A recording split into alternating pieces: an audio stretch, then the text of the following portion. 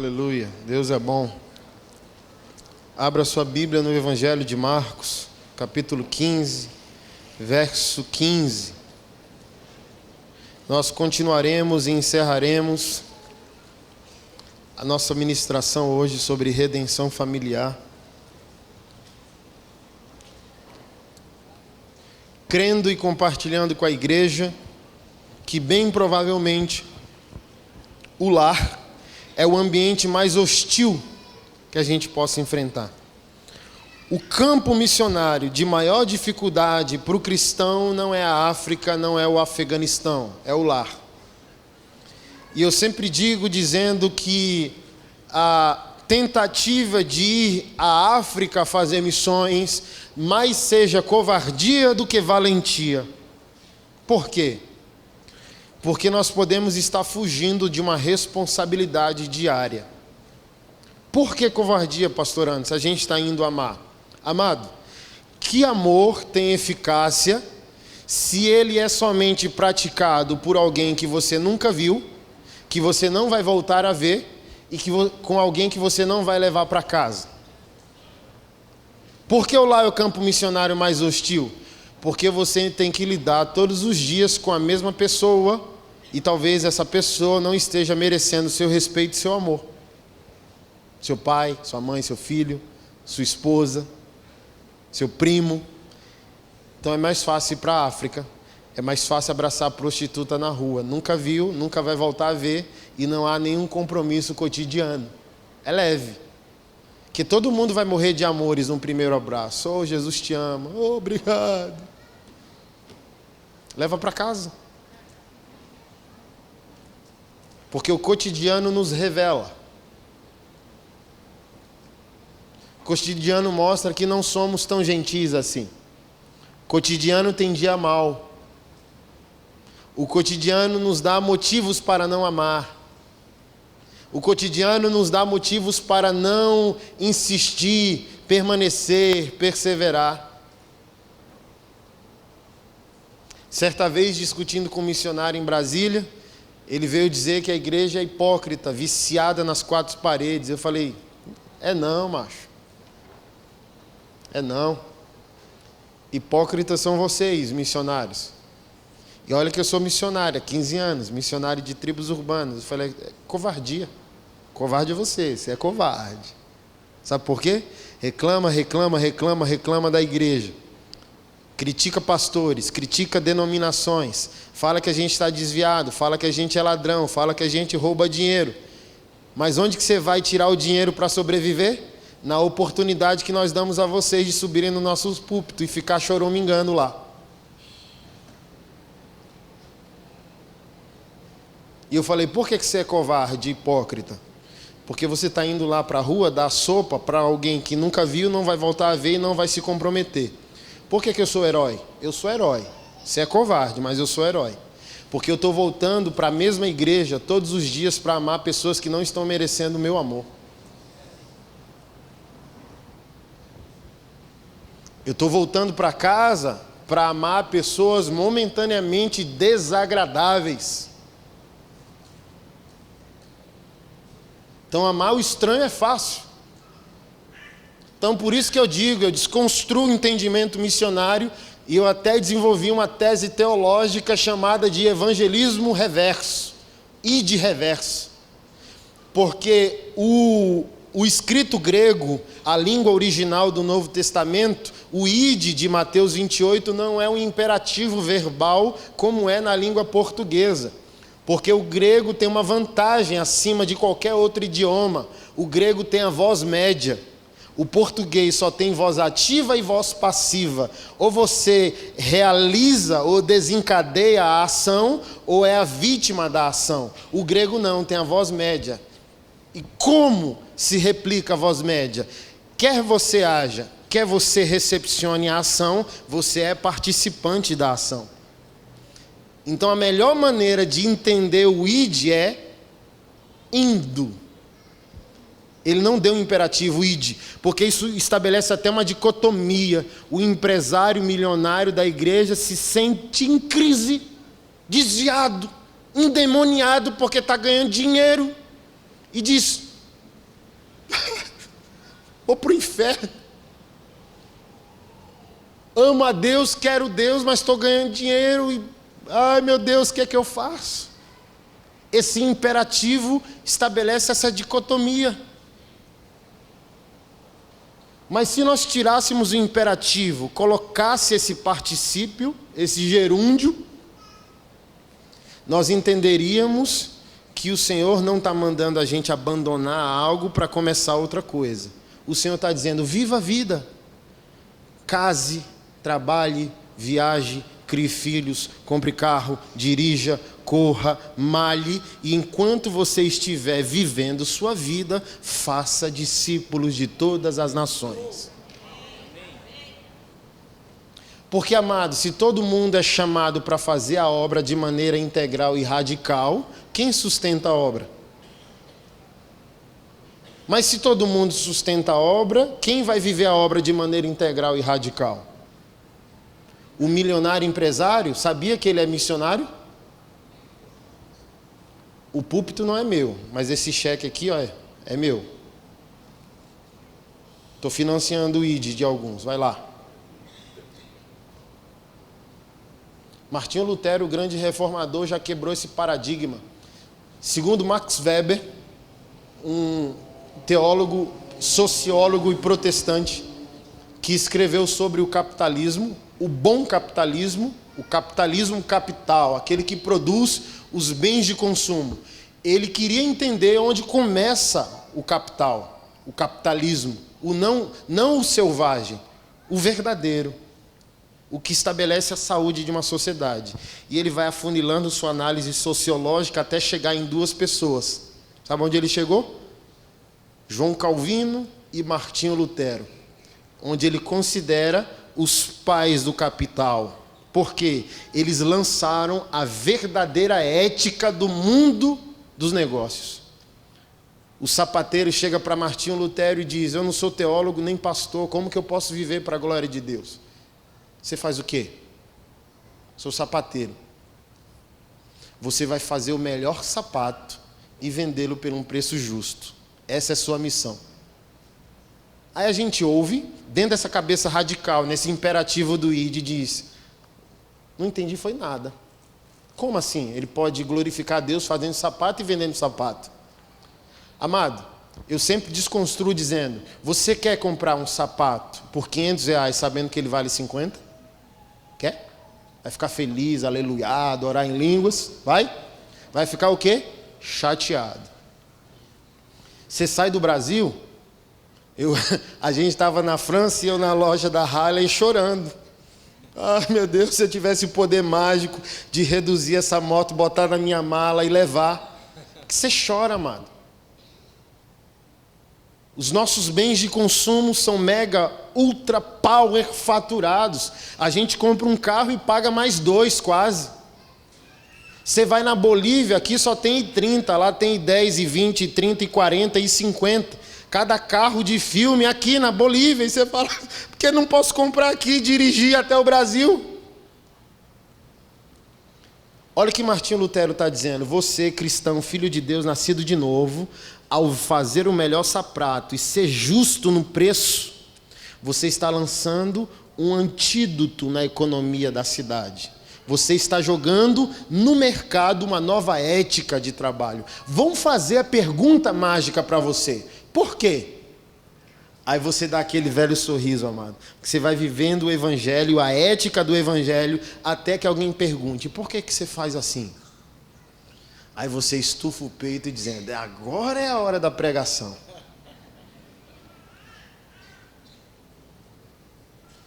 Você vê como atrapalha tudo? Porque quando a gente pensa, missionário, olha, o fulano ali é missionário.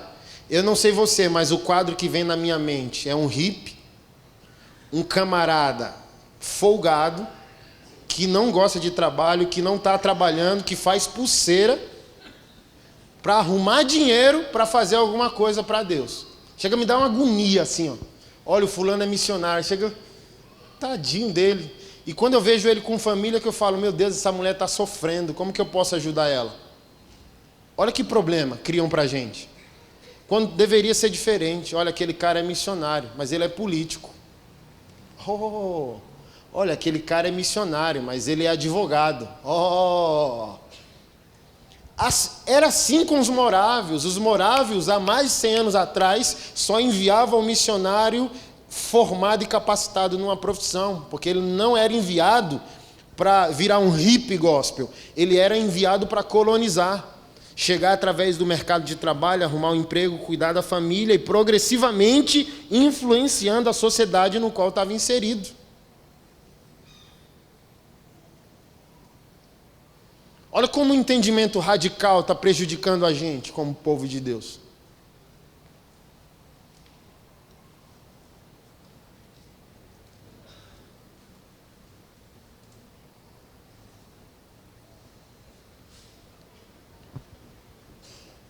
Então a gente tem que ir com calma, sabendo que se nossa família está na presença de Deus, a nossa missão já está cumprida. A gente não precisa encher uma igreja para agradar a Deus. Seu lar já é suficiente. Porque, amado, dentro da minha construção teológica do id reverso, a evangelização só é necessária porque o lar está desconstruído, falido. Mas se o lar for fortalecido, a longo prazo a gente não tem quem evangelizar. Então é melhor trabalhar com prevenção do que remediar.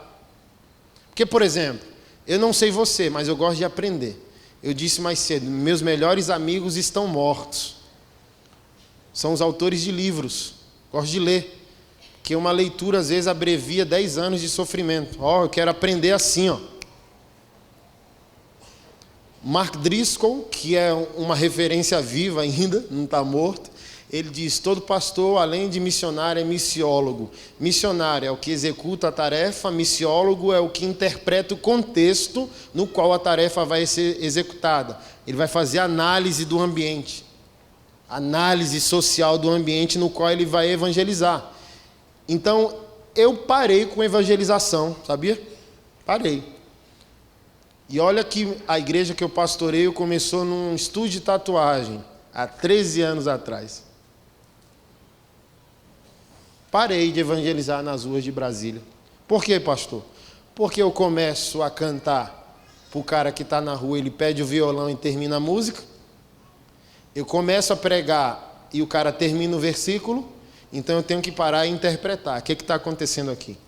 Se o cara está nessa situação de vulnerabilidade, dependência química, vivendo como um mendigo na rua, como que ele sabe a música que eu canto para Deus na igreja? Como que ele conhece o versículo que eu prego na igreja? Eu tenho uma resposta para dar. Ou ele saiu de uma igreja disfuncional ou de uma família disfuncional, mas ele já teve uma experiência com Deus. Então, para mim, a solução não é ir para a rua, a solução é voltar para casa e evitar que as pessoas saiam.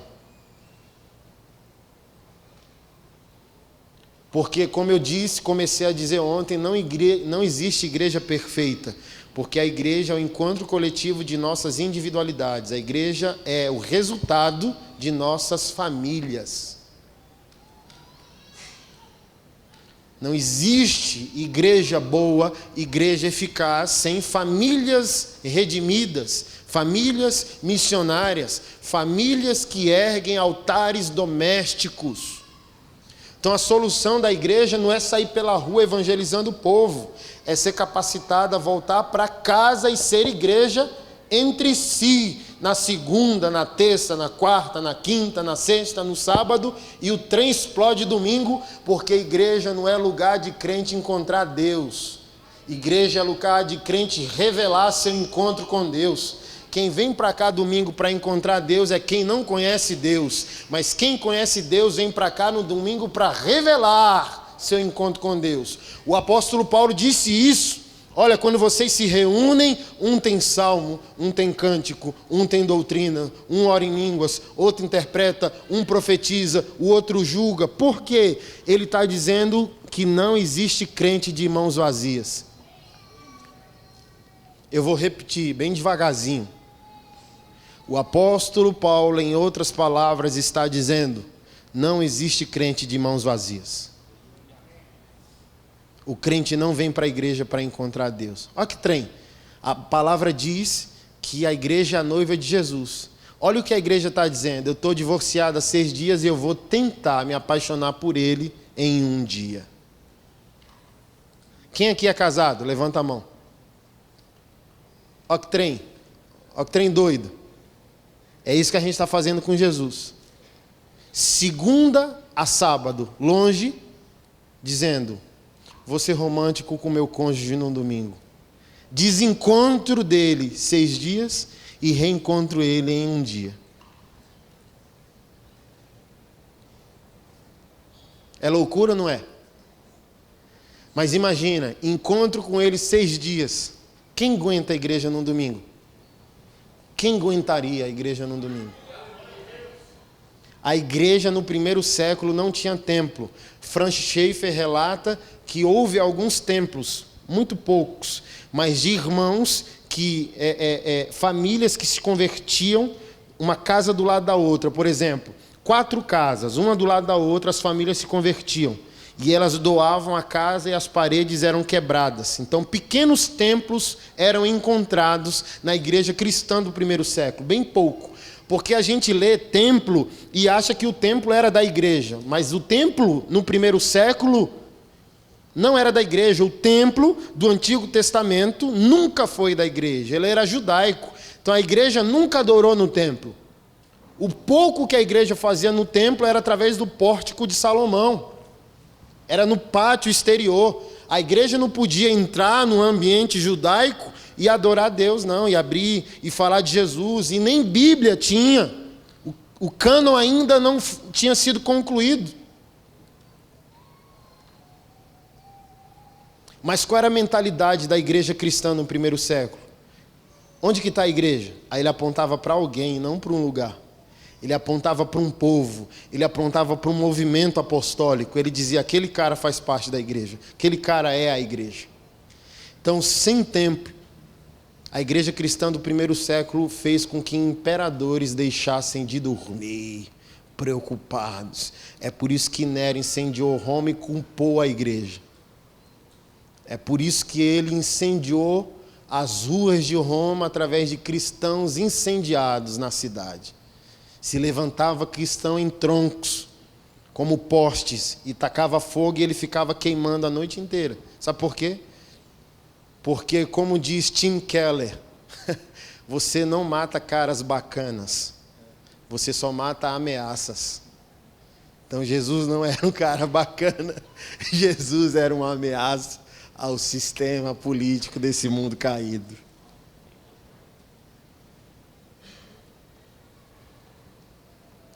Onde é o lugar do avivamento? Eu estou todo desconstruidão, amado. Não é a igreja não, querido. A igreja é só a revelação do avivamento. Sabe o que está acontecendo entre nós? Avivamento sem reforma. O avivamento pode até acontecer na igreja. E o que é a reforma? O odre que recepciona o vinho na segunda. O que é a reforma? O seu lar reerguido, redimido. É o odre. E por que a gente chapa na igreja, chapa na conferência? Todo ano as conferências, avivamento. Em Brasília tem um monte. Aí vai um monte de gringo para Brasília. Aí a gente bota o ingresso lá, pá, um montão de dinheiro. E o povo besta dizendo, bora, avivamento. Aí o povo vai lá. E Jesus está lá. Olha que trem maravilhoso.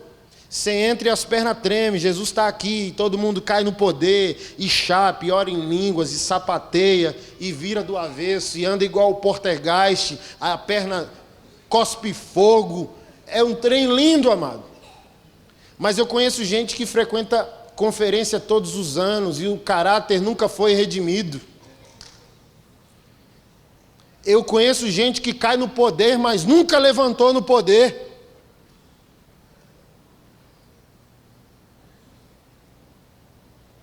Eu conheço gente que fala a língua dos anjos, mas nunca falou a língua de Jesus.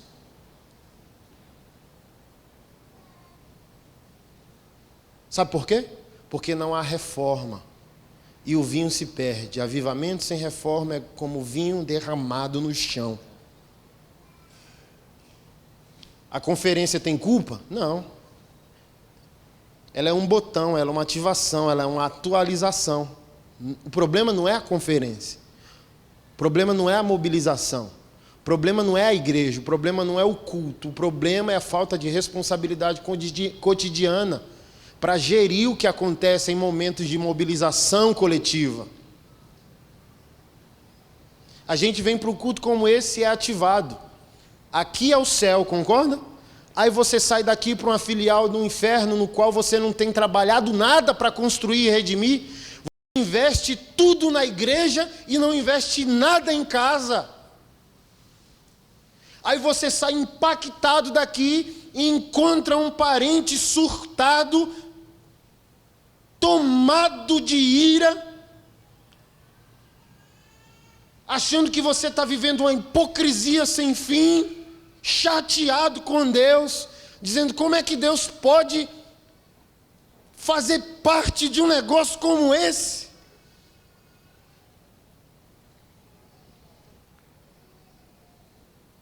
Porque a solução para a conversão dos nossos parentes não é oração não, amado, é só bom senso. Chamar pastor de pai sem nunca assumir a responsabilidade de redimir a relação com os pais naturais é antibíblico. Em Brasília eu não aceito que ninguém me chame de pai se aquilo não for extensão do respeito que você já tem pelo pai natural. Porque o pai espiritual não é substituição do pai espiritual. O pai espiritual não é substituição do pai natural.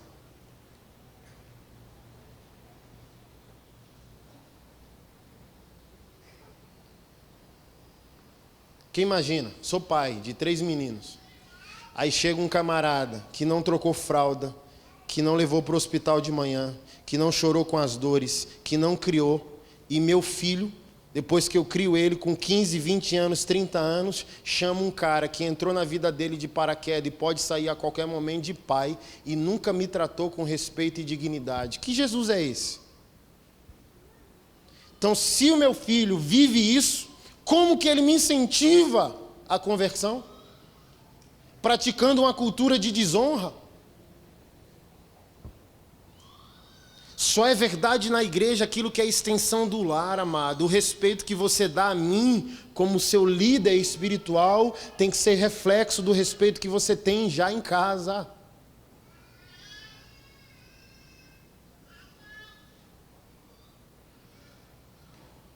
Porque, deixa eu falar para você, eu não sei se acontece isso aqui em São Paulo, em Taubaté, mas as pessoas que mais me feriram, me abandonaram e me traíram no ministério foram as pessoas que me chamaram de pai.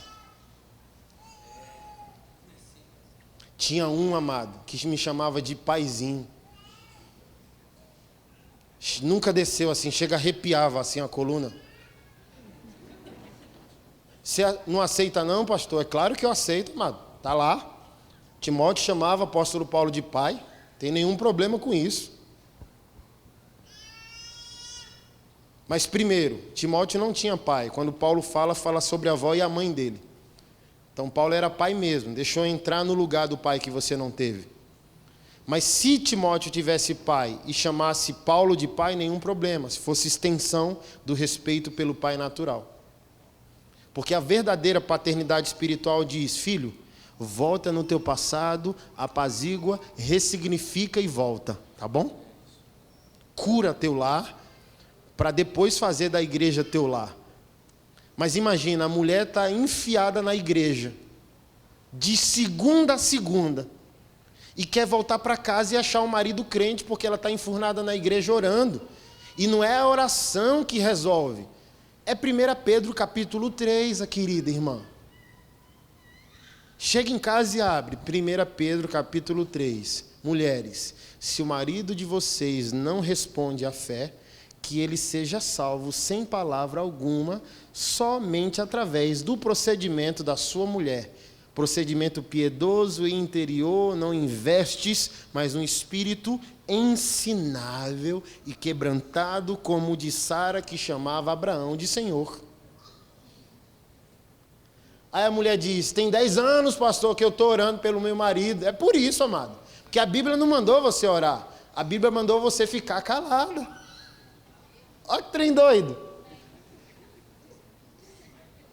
Então não converteu porque está falando, quando deveria calar e encontrar no silêncio contemplativo a Deus uma linguagem não verbal capaz de tocar a vida desse homem, incomodá-lo e levá-lo ao arrependimento.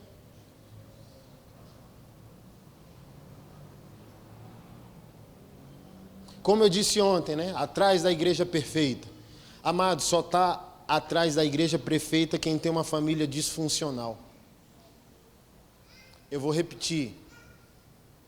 Só está atrás da igreja perfeita quem tem uma família disfuncional. Porque a igreja perfeita é somente uma questão de perspectiva. Porque eu digo sem medo nenhum. Hoje eu sou pastor de uma igreja porque Jesus mandou. Mas se ele me mandasse estar numa assembleia madureira de terno verde com gravata amarela, eu estaria lá. Se Jesus me mandasse para a Igreja Universal do Reino de Deus, você ouviria falar de mim, porque hoje eu seria o melhor obreiro do Edir Macedo. Então não exige igreja perfeita, só uma questão de perspectiva. A igreja nasce naquilo que começa em você, e o que começa em você começa na sua casa. Filho, vem cá, eu tenho algo para te dizer. Vai lá para aquela igreja, se submete, morre e serve. É isso, amado.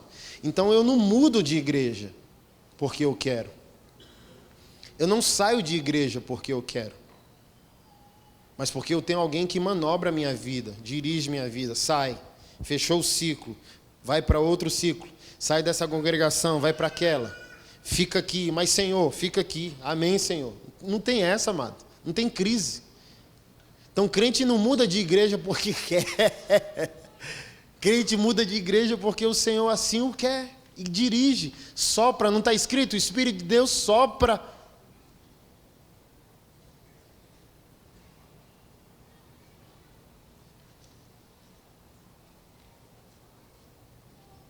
Então, a igreja está sendo responsabilizada por crimes que não são delas.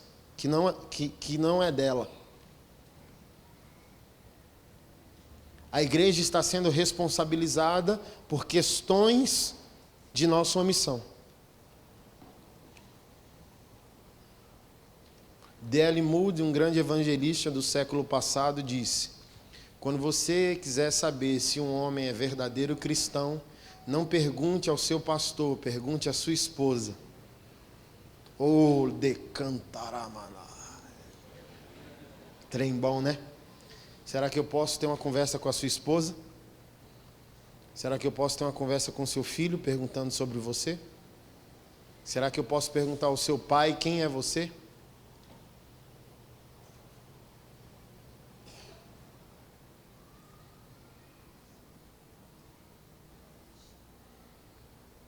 A igreja é o encontro de nossas individualidades. Se não há responsabilidade com o lar, que igreja vai existir domingo?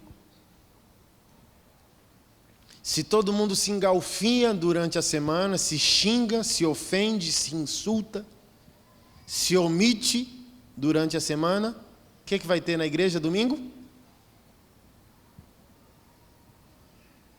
Mas se todo mundo ama, perdoa, anda 2 milhas, investe, adora, vive junto em casa, o que acontece domingo na igreja? Não apenas uma multidão sedenta por bênçãos, mas um movimento apostólico sedento por ser abençoador. O verdadeiro cristão não vem só para receber, o verdadeiro cristão vem principalmente para doar.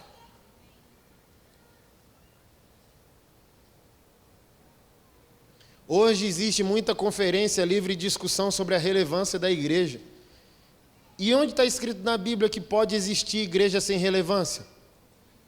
Onde que está escrito na Bíblia que existe cristão sem relevância? Sois luz do mundo, sal da terra. Uai! Oh! O Senhor está dizendo, brilhe, macho.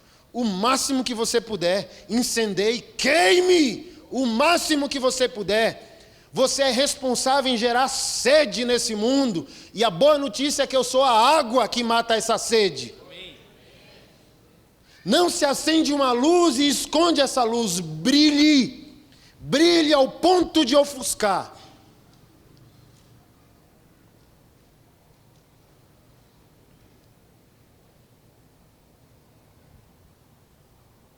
Sabe por quê, amado? Ninguém pode falar com a igreja Sonho de Deus em Taubaté. Ela não existe. Quero falar com essa igreja hoje. Você pode falar com ela? Ligar para ela? Qual o celular dessa igreja? Onde ela mora? Eu só posso falar com o sonho de Deus se eu falar com aquilo que está acontecendo em sua casa.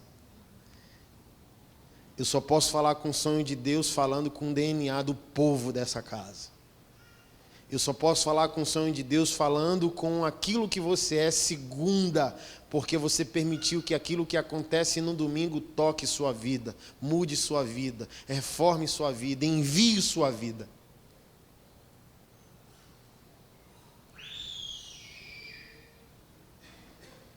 Não existe igreja perfeita que não nasce em você.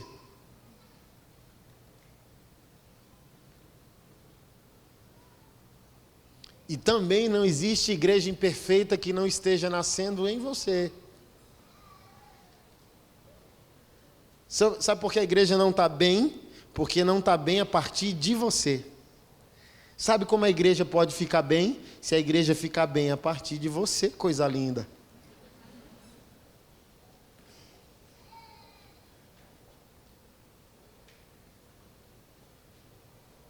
O que está acontecendo na sua casa vai tocar a igreja no domingo.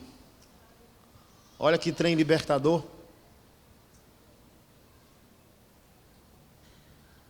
Porque, amado, se a minha casa me deixou neurótico, eu vou vir neurótico domingo para a igreja. Como eu disse ontem, não gostei do fundo preto dessa igreja. Por quê? Está neurótico, amado, e a neurose está vindo de casa. Porque se estiver bem, aleluiado, leve, abençoado, abençoador, fala que coisa linda. Olha a parede preta, eu estou nem aí, eu estou vendo é meus irmãos. Olha a parede branca, fique nada. Quando mandarem você dizimar, você fala, do que você está falando, moço? Já voltei, já estou sentado, meu dízimo já está lá. Uma irmã aqui fez isso, não sei quem foi, irmã, você é uma bem-aventurada. Estava todo mundo aqui adorando, a irmã veio aqui e botou um envelope perto desse computador aqui. É disso que eu estou falando, amado. Essa irmã já veio aleluiada desde casa. Ela já veio pronta. Ela estava tomando banho, vestindo roupa, dizendo, que privilégio ir para a casa do meu rei. E já se preparou para ser uma oferta a Deus desde que estava se arrumando em casa. Quando o crente está aleluiado, amado, e com o lar alinhado, quando a igreja mandar ele ir, ele diz, já voltei, pastor.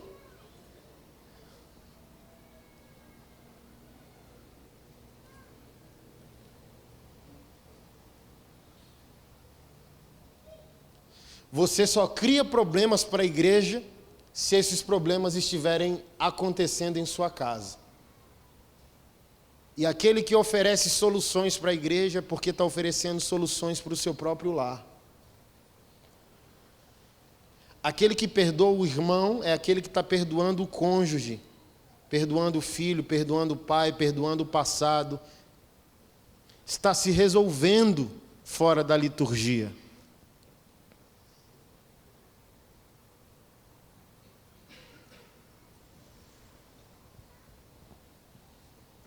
Marcos capítulo 15, verso 15.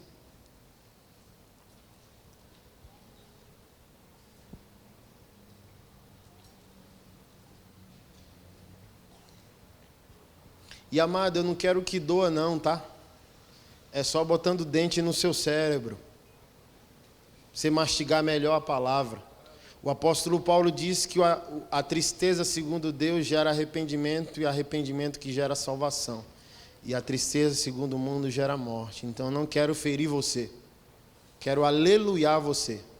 O que eu estou dizendo não é para a sua tristeza, é para o seu avivamento. Avivamento de longevidade. Tudo que a gente tem tratado sobre avivamento tem perna curta, já percebeu?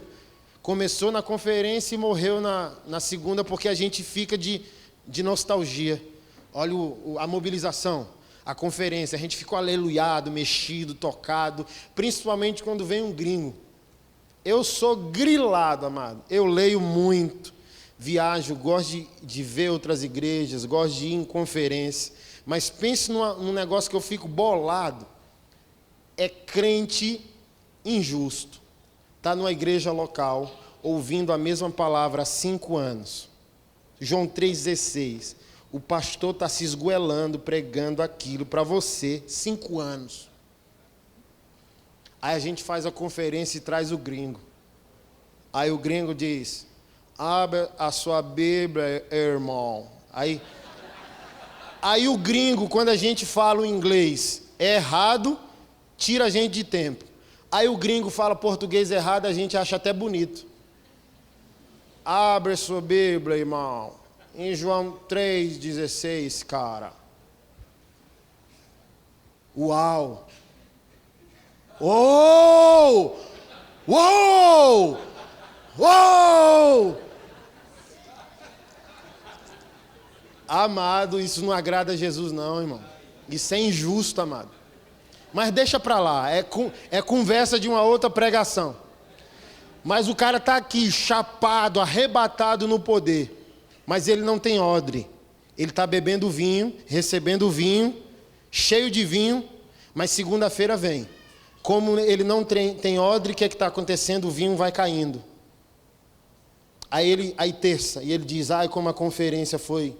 Quarta, ai como a conferência. Quinta, ai como a conferência. Sexta, 1 mês, ai a conferência. 1 ano, 2 anos, nostálgico, morreu. É isso que está acontecendo com a gente. Por isso que Apocalipse diz, você não negou a minha palavra, não negou o meu testemunho, permaneceu fiel, mas eu tenho contra você que você perdeu o primeiro amor. Eu posso chamar isso de paixão, o primeiro estímulo, a vontade de servir, a empolgação de servir, fazer depois de 20 anos o que você fazia com muita paixão no primeiro mês. O Senhor não quer que a gente perca isso. E isso só é possível se a gente assumir responsabilidade cotidiana.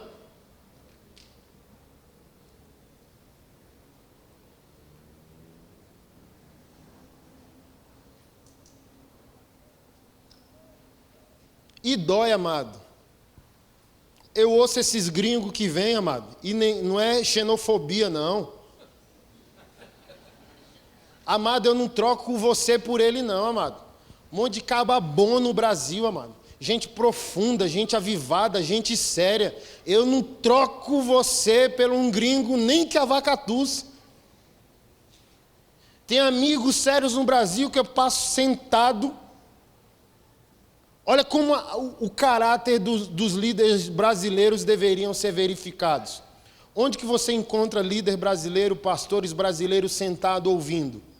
Os caras querem ir lá para a gringa, nenhum problema. Irei, vou, ouço, participo. Mas, amado, primeiro, não há sentimento, não há contextualização. O camarada não está... A gente faz um avivamento estético, um avivamento plástico, que não resolve o problema das nossas favelas. Rio de Janeiro. Abandonado, uma calamidade social.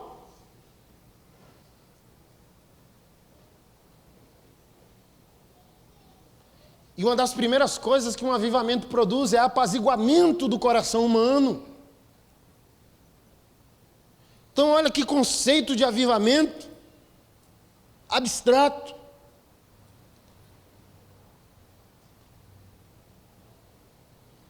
E muitos avivalistas no Brasil, baseado nessa gringolândia, querem citar Evan Roberts, avivamento no país de Gales, uou. Amado, é 2 coisas que me deixam bolado. e eu já estou abrindo aqui meu coração para você, é chamar Jesus de Yeshua e eu falar um negócio para você e você ficar, uou, iê. Iê o que, irmão? Uou o que, irmão? E você muda, né? Yeshua, para se sentir mais profundo espiritualmente. Jesus serve, amado. É prático o evangelho, né? Mas a gente dificulta para dar um novo ar de mistério ao negócio. Aí eu já... para, moço. Que besteira é essa? Teve um movimento no Brasil há 2 anos. Ó, não pode chamar Jesus de Jesus, é Yeshua. E Deus de Adonai. Aquele meme de Facebook, o cara virando a mesa. Vai-te para lá, amado. Prática. Isso aí que tu está falando muda minha segunda-feira. É útil para quê? Para criar meus meninos no caminho do Senhor, me tornar um homem melhor para minha esposa, honrar meus pais e minha mãe, cuidar dos que sofrem, parar meu carro para o sofredor, comprar a briga daqueles que estão sofrendo, mesmo lá no Japão, na China, na África, no sertão nordestino. Como que isso muda a minha vida? Como que isso me torna íntimo de Jesus?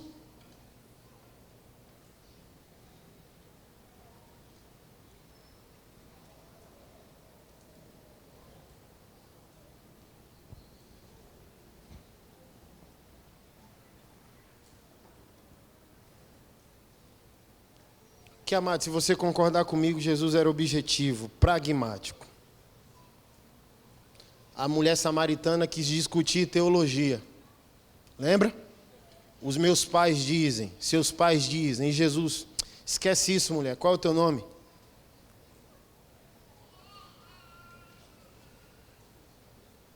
De onde você vem? Para onde você está indo? Quais são suas perspectivas de vida? O que eu posso fazer por você? Como que eu posso amenizar seu sofrimento?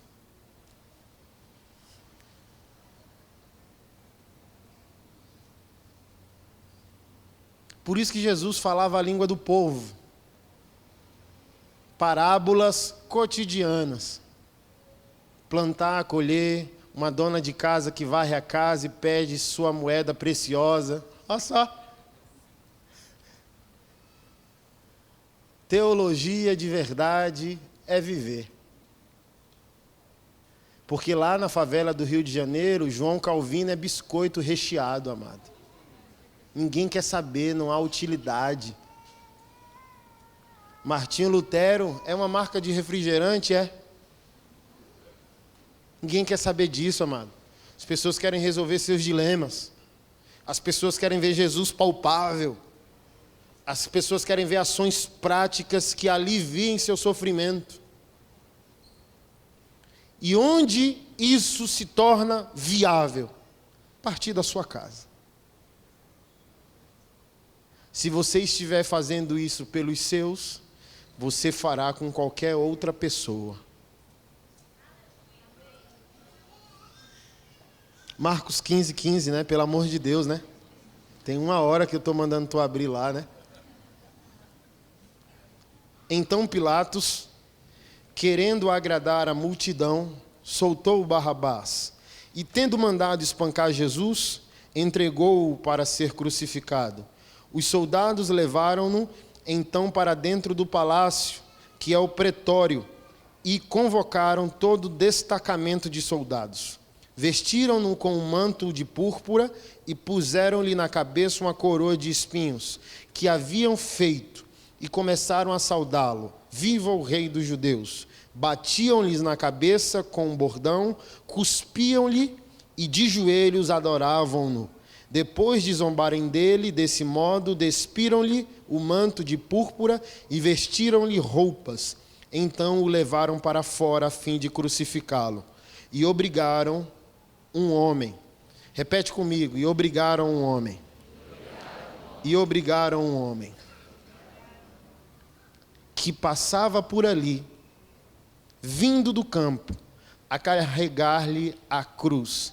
Era Simão de Cirene, pai de Alexandre e de Rufo. Eu li essa passagem, o rema de Deus caiu no meu coração há 6 anos atrás.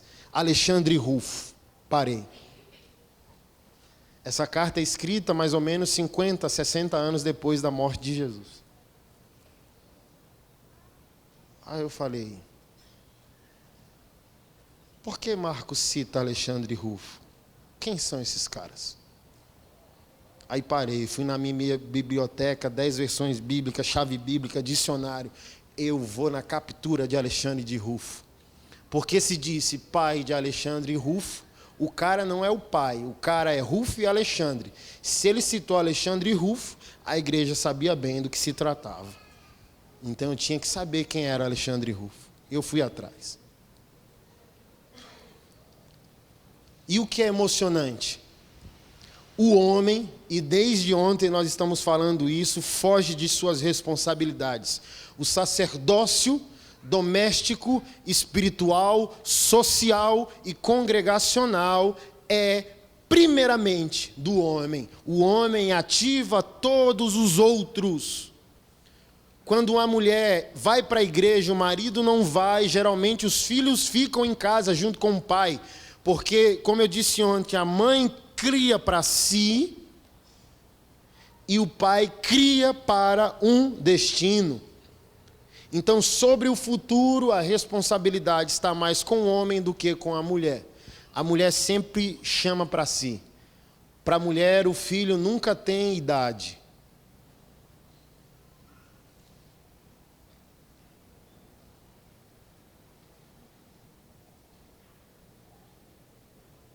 Então, o homem está fugindo da responsabilidade, concorda? Que nós estamos numa crise de masculinidade, de hombridade, como eu disse de manhã, todos os problemas do mundo são problemas de paternidade. Por que eu sou um cara todo tatuado? Eu ia lançar agora em dezembro, não deu tempo de terminar. Então eu lanço ou em janeiro, ou fevereiro ou março, um livro chamado As Tatuagens de um Órfão. Porque até então eu acho que eu tinha me tatuado porque eu quis me tatuar. Até que há 5 anos atrás eu descubro dolorosamente que eu não escolhi ser um tatuado.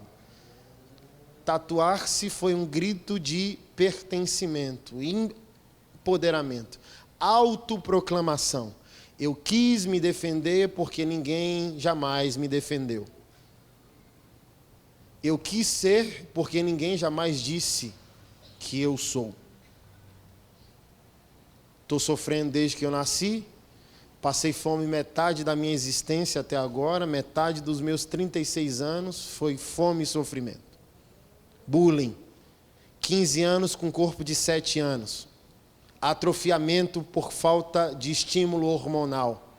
Mãe pedindo esmola e em 3 dias na rua pedindo esmola, levanta 15 mil reais para tratamento hormonal, senão eu atrofiaria. Meu irmão com 17 anos e um pênis de uma criança de 5 anos. Apanhando todos os dias na escola, porque o menino de 15 tinha corpo de 20, e eu com 15 com corpo de 7. Meu cinto era uma sacola de supermercado. Comer era um evento. Mês passado eu senti o cheiro da minha lancheira. Comecei a chorar, dizendo, ai meu Deus, que era um evento a comida. E quando tinha comida, minha mãe fazia a lancheira e levava para a escola. E quando eu abria, que cheiro maravilhoso, meu Deus, eu vou comer. E quando eu saio do sofrimento do Nordeste e vou para Brasília, qual que é o meu sonho?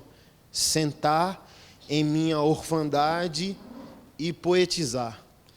Ai, se eu tivesse uma máquina do tempo e pudesse voltar em Brasília, rico, forte, alto, com uma arma e um taco de beisebol e matar todos aqueles que um dia me feriram. Se eu pudesse matar todos os meninos da escola, como eu queria. Se eu pudesse destruir o cara que me batia todos os dias no meu bairro, sem motivo algum, como eu ia ficar feliz de esquartejá-lo, sem ser dramático. O que isso tem a ver com a tatuagem, pastor Anderson? A armadura que diz para a sociedade que nunca mais ela vai me ferir. Você chega perto de mim, sem saber que eu sou um pastor? Chegaria? Se você encontrasse comigo meia-noite, estacionando seu carro na sua casa,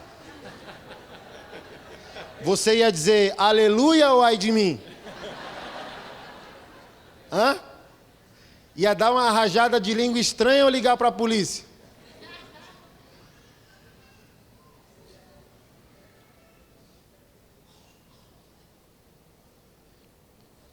Como diz um poeta urbano,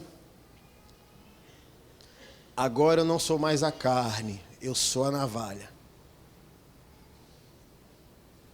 Ou seja, não sou mais oprimido, aparentemente eu sou o opressor. Não sou mais a caça, aparentemente sou o caçador. A tatuagem escondeu a fragilidade e disse para a sociedade: fique longe de mim.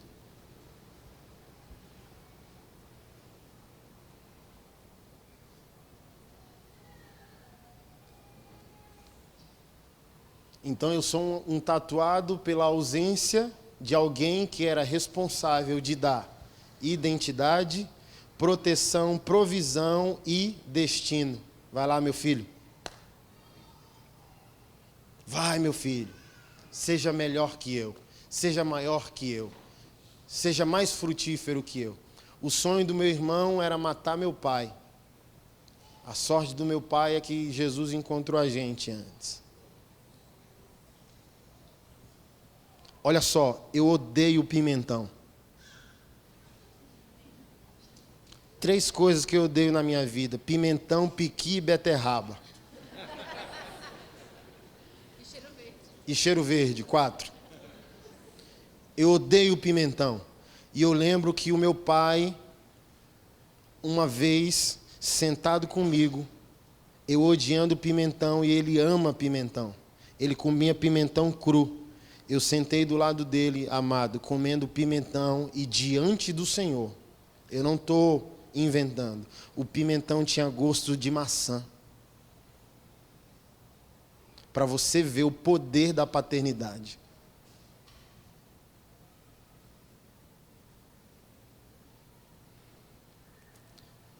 E obrigaram Simão de Cirene a carregar a cruz. Sabe por quê? O homem não quer assumir suas responsabilidades. O homem quer fugir do seu encargo social e espiritual. Simão diz que ele estava trabalhando no campo dele, no lote dele, plantando, colhendo. Olha, tem um cara aí que diz que é Deus e está sendo morto. Estou nem aí, vou trabalhar. Mas quando ele voltou do trabalho para casa, a graça de Deus, mesmo no endemoniamento dos romanos, disse: eu quero salvar aquele cara. E eu só posso salvar aquele cara obrigando. Então olha como a igreja hoje tem que salvar a sociedade. Não é sugerindo aos homens uma responsabilidade. Às vezes é obrigando os homens a assumir uma responsabilidade. É empurrar os homens a uma responsabilidade. Porque quando Simão de Cirene foi obrigado a carregar a cruz, por isso que Jesus Cristo disse: se obrigarem a andar 1 milha, ande 2. Todo cidadão romano, principalmente o soldado romano, poderia obrigar qualquer cidadão de outra etnia sobre o governo de Roma a fazer o que ele quisesse que fosse feito por 1 quilômetro. Aí Jesus disse: prove que é crente, não ande 1 quilômetro, ande 2 quilômetros. Então Simão foi obrigado a carregar a cruz de Jesus por 1 quilômetro. Mas enquanto Jesus descansava do sofrimento da cruz, que era até mesmo desproporcional ao seu tamanho, Simão foi carregando o peso daquela cruz, chocado. Assim como o apóstolo Paulo, chocado ao matar Estevão, vendo que Estevão não estava ali. O corpo estava morto, mas a alma subtraída. Estevão estava em outro lugar. O corpo sendo destruído e Estevão, aleluiado, dominando a situação. É igual Bonhoeffer, ao ser morto por Hitler, um dos soldados, 5 anos depois convertidos, dizendo: nunca vimos um homem sendo morto, tendo controle sobre a morte. Todos nós estávamos sendo dominados por ele. Não era a nossa morte que dominava Bonhoeffer, era a paz de Bonhoeffer que dominava todos nós. Então Simão olhando para Jesus dizendo, como pode um criminoso com a aparência de inocente? Como pode um homem sendo morto dominando a morte? Controle da situação. Ele não está aqui. Que paz é essa? Que homem é esse? Que ser é esse? E quando eu mergulhei na Bíblia para ir atrás de Alexandre de Rufo, eu encontro Romanos capítulo 16, onde o apóstolo Paulo diz, saudai Rufo e sua mãe, que também é mãe para mim. Ah, fissou. Aí eu chapei, irmão. Foi uma noite doida com Deus, amado. Essa madrugada foi top das galáxias, irmão. Em Romanos, não precisa abrir, 16, 13, Paulo diz, cumprimentai Rufo, eleito no Senhor, e sua mãe, que tem sido mãe para mim. Olha que trem doido. Vamos viajar agora. Eu gosto de quadro mental. Quando eu ouço alguém, parece que eu não estou ouvindo aquela pessoa, né? Não sei se você já teve essa experiência comigo. Pô, o Anderson está me desrespeitando, parece que está em outro lugar. É que eu estou... meu filho do meio é autista, e eu não sei, né? As professoras dele sugerem que eu tenho autismo ameno, leve, Asperger, né? Porque o autista é em si mesmado, é o sentido de autismo. Literalmente, autismo é em si mesmo. Aí quando eu ouço você, parece que eu não estou te ouvindo porque eu estou visitando suas informações. Você está falando comigo e eu estou construindo na minha mente os locais, os cheiros, a sala. Quando você diz, meu pai, aí eu já penso na tua casa, já boto um sofá na sala, teu pai sentado, e eu vou viajando. Então eu leio a Bíblia assim, eu vou lá. Saudai Rufo, sua mãe que é mãe para mim. Amado, 60 anos depois. Olha que poder é encontrar Jesus e levar Jesus para casa. Olha quão poderoso é encontrar Jesus e levar Jesus para casa. 60 anos depois, o encontro de Simeão de Cirene mexeu tanto com a sua estrutura doméstica que sua esposa se tornou uma mãe apostólica. Por isso que Paulo, quando escreve para Timóteo, diz, não considere qualquer uma viúva. Viúva é aquela que recebeu, tratou bem e lavou os pés dos santos. Aff, credo.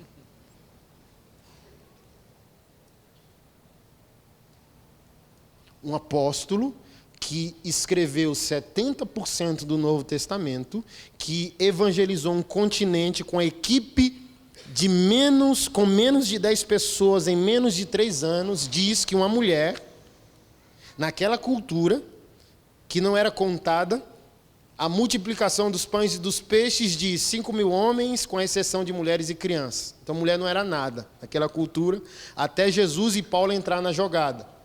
Aí as feministas ousam dizer que o apóstolo Paulo é machista. Tá de conversa. Ela é mãe para mim. Imagina, o maior revolucionário da história do cristianismo diz, eu tenho uma mãe na fé. E sabe por que Paulo tem uma mãe na fé? Porque um homem que, mesmo não querendo assumir suas responsabilidades, foi forçado a assumir suas responsabilidades.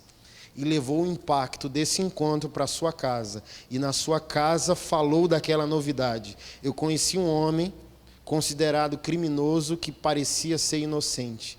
Eu vi um homem sendo morto que tinha domínio sobre a morte. E a família perguntou, quem é esse homem? Gustavo Paiva tem uma música, né? Quem é esse homem?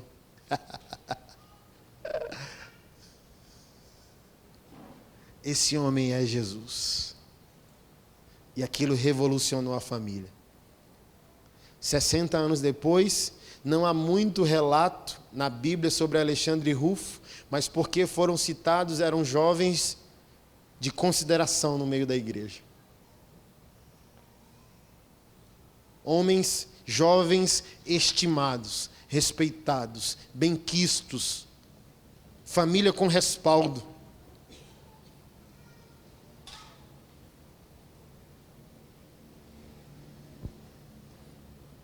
Ela é mãe para mim. Mas o trem doido não é esse, amado. Sabe qual é o trem doido? O trem doido é, como eu disse ontem, a igreja de Jesus não é pastoral. A igreja de Jesus é apostólica. Como eu disse ontem, o que a pastoral faz? Acolhe, cuida e retém. Retém, retém, retém. Por isso que pastor fica em crise e amaldiçoa a ovelha quando sai da igreja, porque ele acha que é dele, que a obrigação dele é reter o povo quando ele deveria empoderar o povo e enviar o povo. Por que a igreja não é pastoral? Por que a igreja é apostólica? Porque a igreja tem que acolher, cuidar, capacitando e enviar. E 2 homens foram acolhidos, capacitados, empoderados e enviados. E o nome deles são Barnabé e Paulo de Tarso. Em Atos capítulo 13. Separai-me, Paulo e Barnabé, para a obra que tenho comunicado ao coração deles.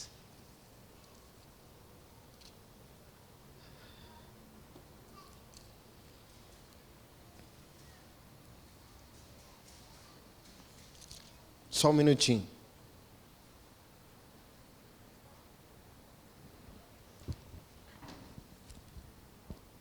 Eu não sei com você, irmão, mas isso mexe muito comigo.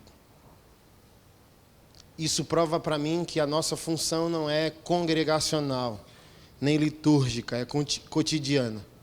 A congregação só pode ser relevante depois que eu for relevante em casa.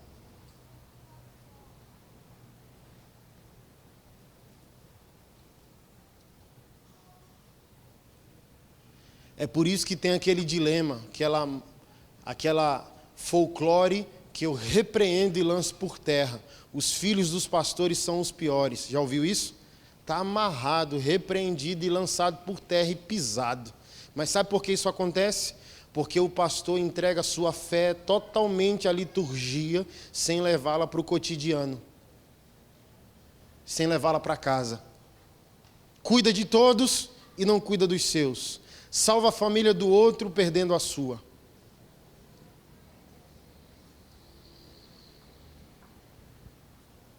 Aí Lucas, ao escrever Atos, no capítulo 13, verso 2, diz: enquanto cultuavam o Senhor e jejuavam, o Espírito Santo disse: separai-me Barnabé e Saulo para a obra para a qual os tenho chamado. Então, depois de jejuar e orarem, lhes impuseram as mãos e deixaram que partissem, assim sendo enviados pelo Espírito Santo. Mas sabe qual é o revolucionário? O verso 1. Na igreja de Antioquia havia profetas e mestres. 60 anos depois que um cara foi empurrado para suas responsabilidades. Olha o que aconteceu. Na igreja em Antioquia havia profetas e mestres, entre eles Barnabé, Simeão, chamado Níger. Cirene é uma cidade da África, então Simeão era negro. E Níger é um codinome, um apelido. Quando você vai no dicionário do grego, Níger literalmente é negão. É doido, igreja. É forte demais, Brasil, como diz Valdemiro Santiago. É para glorificar de pé, igreja. Na igreja de Antioquia havia profetas e mestres: Barnabé, Simeão, chamado Níger, Lúcio de Cirene, Manaém, que havia crescido com o governante Herodes, e Saulo.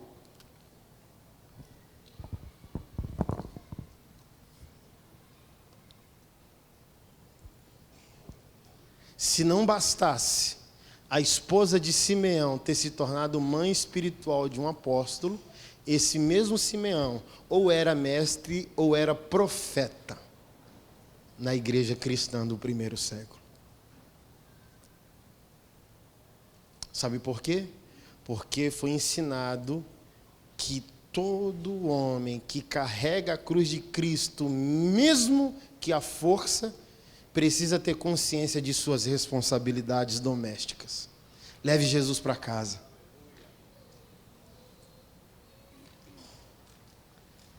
Você quer uma igreja melhor? Leve Jesus para casa. Você quer uma igreja missionária? Faça missões em casa. Porque se seu filho vê isso, a gente pode estar escrevendo livros daqui a 100 anos citando eles.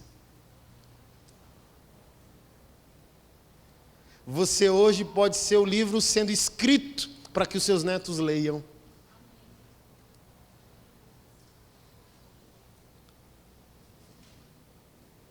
As pessoas acham que é nepotismo, mas é lindo, amado, um pai passar o bastão para o filho na congregação. Não é nepotismo, não. É diálogo multigeracional. Deus de Abraão, de Isaac, de Jacó. É o passar do bastão. Parece que essa oração não tem relevância, mas ela deveria ser orada na igreja com constância. Relembrando a nós que nosso Deus não é Deus de quebra multigeracionais. Deus é um Deus de diálogo multigeracional. Quando a Bíblia afirma que Deus é Deus de Abraão, de Isaac e de Jacó, Deus está falando sobre extensão de bênção, comunicação de legado, sobre empoderamento, envio, capacitação de destinos. Pai sendo tudo o que precisa ser e dando plataforma aos seus filhos e netos. Por isso que o Senhor diz: visitarei suas gerações, 2, 3, 4 gerações. Amaldiçoarei 2, 3, 4 gerações. Porque o que acontece de errado é perpetuado até que alguém quebre. O que acontece de positivo também é perpetuado.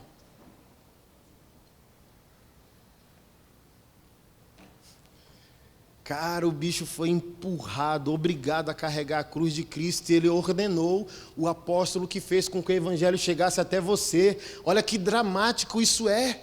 O seu lar, hoje, pode ser responsável pela salvação de uma cidade. Ninguém que está aqui, bem provavelmente é judeu. Não, eu tenho descendência. Não. Ninguém, bem provavelmente aqui hoje, Sonho de Deus, Taubaté, São Paulo, Brasil, é judeu. Se você não é judeu, eu tenho uma boa notícia para te dar: você é gentil. Se você é gentil, você só pode estar nesse culto ouvindo o pastor que vos fala, porque Simão de Cirene foi obrigado a carregar a cruz. Foi impactado, convertido, transformado, levou Jesus para casa e ordenou o apóstolo que saiu do ambiente judaico para ser apóstolo entre os gentios, evangelizar o mundo, escrever 70% do Novo Testamento e fazer com que a igreja, sonho de Deus, em Taubaté existisse.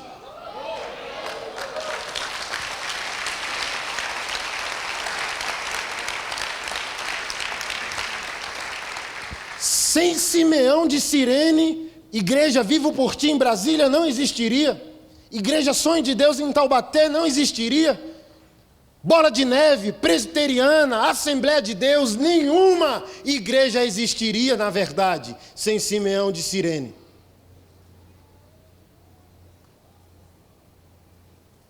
Apenas a religião judaica existiria.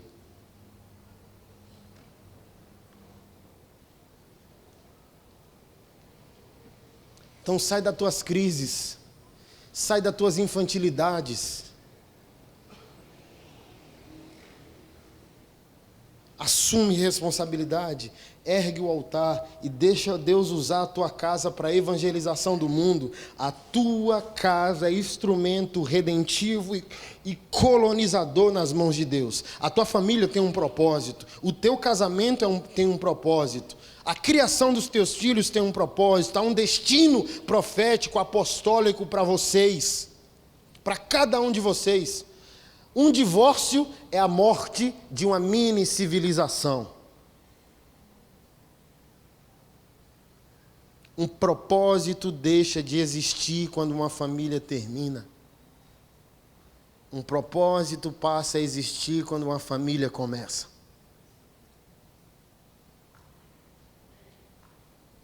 Quem colonizou a terra, irmão, em Gênesis capítulo 1 e 2? Uma igreja ou uma família? Quando Deus julga a terra por meio do dilúvio, quem reorganiza a terra, uma igreja ou uma família? Então diz para mim o que é mais importante, uma igreja ou uma família? Então quer ir para a África? Volte para casa.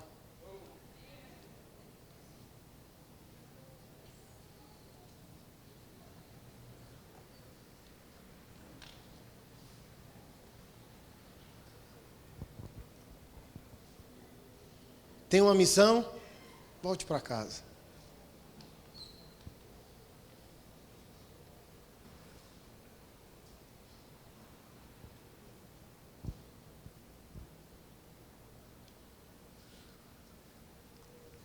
Se tua família te vê em fé, nunca mais ela vai esquecer isso, amado.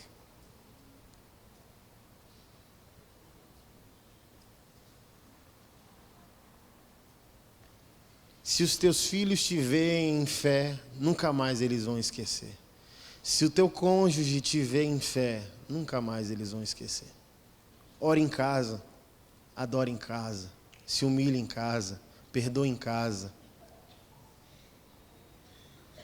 Leve Jesus para casa, chore em casa, adore em casa, extravase em casa. Quebra a vergonha, amado.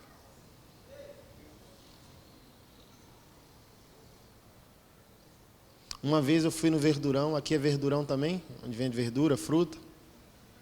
Sacolão. Lá em Brasília é Verdurão. Fui no Verdurão com o Paulo, meu filho mais velho. Comprei as coisas, botei no porta-mala, sentei e liguei o carro. Quando eu liguei o carro, o som ligou. Quando o som ligou, aquela música que você ouviu 1 bilhão de vezes, que nunca te tocou, decide te tocar naquela hora. Aí o Espírito Santo senta no banco do carona, aí começa um chamego santo ali. Aí eu começo a chorar de gritar. Ah, Jesus, eu te amo. E meu filho no banco do carona sem entender nada. Ele olhou para mim e disse: o que foi, pai? Está chorando por quê? Está triste? Não, meu filho, feliz demais. Uai, pai, mas por que está chorando? Eu falei: não chora só de tristeza, chora de felicidade. E por que você está feliz? Porque eu amo Jesus e estou agradecendo de onde Ele tirou seu pai. Olha só, seu pai está comprando fruta e verdura aí onde estava passando fome. Olha o cheiro novinho do carro que você está dentro. Seu pai era para estar morto, seu pai está dirigindo um carro, te levando para casa, com frutas e verduras no porta-mala para a gente comer. E sabe quem fez isso, filho? Jesus fez isso. Amado, meu filho pode não orar em línguas, pode não profetizar, mas você concorda comigo que está lá dentro essa fotografia? E ele nunca mais vai esquecer? Quando eu não tinha nada para comer e nada para dar de comer para essa mulher, só tinha um colchão sem cama, um fogão sem botijão, uma TV zoada, doada, digna do lixo, em cima de uma caixa de fruta, assistindo um filme. E eu gosto de orar e ter experiências com Jesus fora da igreja.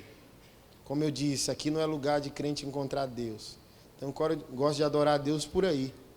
Tomando café, chorando de manhã, dirigindo o carro. Só no meu... Aí o Paulo chegou para aquilo certo dia e disse: Meu pai está fuxicando o quê, hein? Está fuxicando não, está orando. Parece que está fuxicando. E só a gente assistindo o filme e orando em línguas. Ela deitada no meu colo. A gente só tinha ele, né, o primeiro filho. E eu ali, amando Jesus, orando baixinho, assistindo o filme. Aí o camarada não aguenta, né? Quando ele é convidado, ele vem mesmo, nem pede licença. Aí ele entrou ali e me abraçou, tão gostoso. Aí eu comecei a chorar. Aí não consegui mais orar em silêncio, aí atrapalhei o filme. Começou um xerecanta lamanaias. Oh, Jesus!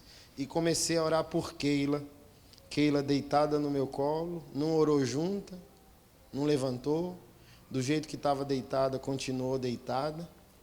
Mas eu nunca perguntei isso para ela. Talvez você pergunte e ela pode responder. Eu sei. Se essa mulher poderia ter qualquer dúvida sobre o homem que está do lado dela, nesse dia a dúvida foi tirada. Porque ninguém consegue esquecer ou considerar irrelevante um momento como esse. O homem que está do meu lado, chorando em cima de mim, derramando lágrima em cima de mim, dizendo que me ama e me protegendo em oração diante de Deus. Se eu pedir o braço dela, ela me dá. Ela vai dizer, vai doer pra caramba, mas arranca aí. É teimosa, porque quanto mais baixinha é a bicha, é invocada, né?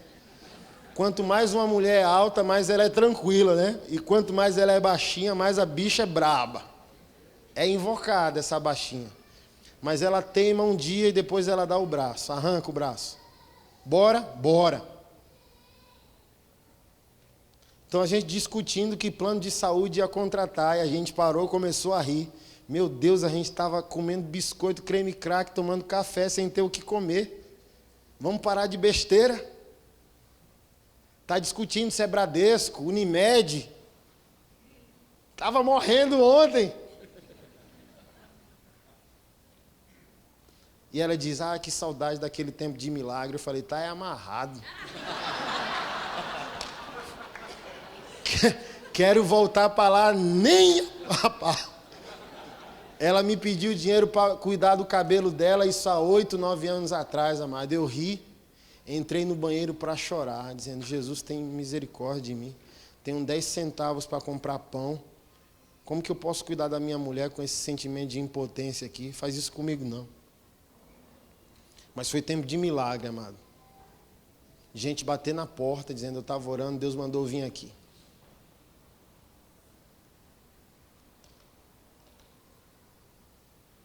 Então a gente enfrenta quase nenhuma crise. Sabe por quê? Eu falo isso na minha igreja de púlpito. Se essa igreja acabar, para mim a igreja não acaba, porque ela já existe lá em casa. Eu posso deixar de caminhar com vocês. Tá tudo bem. Porque tem um altar lá em casa comigo e com minha baixinha invocada. Braba, igual Siri na lata. Não preciso de vocês para ser crente. Já estou bem. Então caminhe na linha. Não chego domingo aqui e fechou a igreja. Vamos tomar vergonha na cara. Estou indo para casa.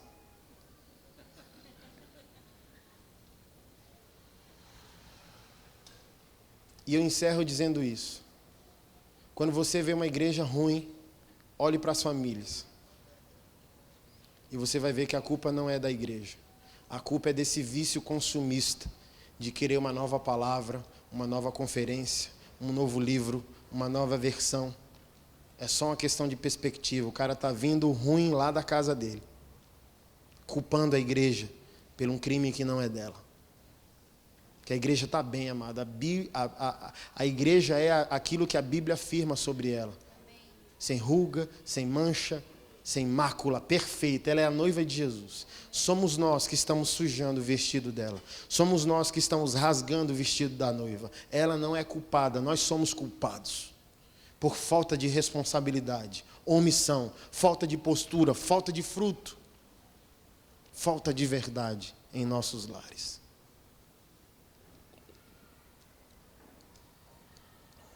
Deixa eu orar por você. Curve sua cabeça. Pai, obrigado. Tu és bom. Eu louvo o teu nome. Eu te agradeço, eu exalto a ti, Senhor. Obrigado por essa noite e por esses dias. Obrigado porque coisas foram semeadas dentro de nós. Ciclos foram fechados. Nós fomos conduzidos a um novo estágio de fé. Nós somos teus. Nós te pertencemos. Novas coisas estão para acontecer, Jesus. Obrigado. Porque o Senhor feriu pessoas nesses dias. O Senhor encontrou pessoas e plantou coisas poderosas em nosso espírito. Coisas novas vão acontecer em nossa segunda-feira. Coisas novas irão acontecer em nossos lares. Coisas novas estão diante de nós. Um tempo empolgante está diante de nós. Um novo futuro nos espera, Jesus. Nós somos teus. Nós somos teus. Altares refeitos. Altares redimidos. Novo tempo para a tua glória. Novo templo para a tua glória. Novos ciclos, Pai. Novos ciclos em nome de Jesus. Coisas, Senhor, foram deletadas hoje. Coisas serão atualizadas hoje. Coisas serão reiniciadas hoje. Um novo tempo para o teu povo. Um novo tempo sobre nós. Louvamos o teu santo nome porque tu és fiel. Tu és o Deus que transforma sofrimento em testemunho. Tu és o Deus que transforma sofrimento em testemunho. Tu és o Deus dos reinícios. O diabo diz que é um ponto final e o Senhor diz que é uma vírgula. O diabo diz que é a morte, mas o Senhor diz que é o início, que é o início, que é o início. Louvamos e exaltamos o teu santo nome porque tu és fiel, poderosamente fiel. Exaltamos e louvamos o teu santo nome. Te agradecemos porque tu és bom. Te agradecemos porque o Senhor não vê como o homem vê. Te agradecemos e te louvamos pela tua fidelidade. Nós liberamos autoridade e poder sobre o teu povo. Nós liberamos unção e capacidade sobre o teu povo. Capacitação espiritual, Jesus. Capacitação no espírito. Força. Ovelhas que rugem. Ovelhas que rugem, Jesus. Na autoridade do teu nome. Na força do teu poder. Nós nos colocamos em tua presença. Exaltamos quem tu és. E nós esperamos sim um novo ciclo na segunda para o louvor do teu nome. Aleluia.